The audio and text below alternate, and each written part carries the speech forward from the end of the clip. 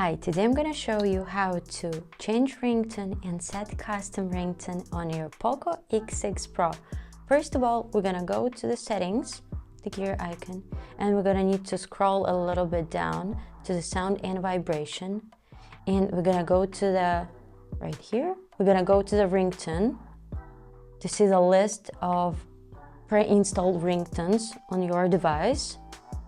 We're gonna tap here, we're gonna tap on ringtone again, and so the list is here. You can choose the one you like and simply click on it to set it, like this.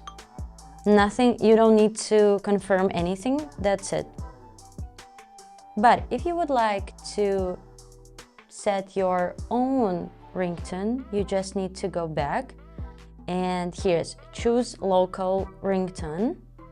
So here you have three options: record, audio files, and music. So you can choose whatever you like.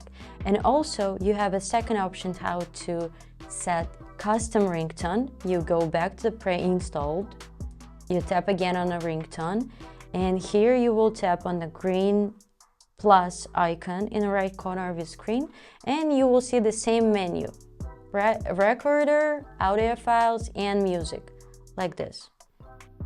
So I hope this video was helpful. Thank you for watching.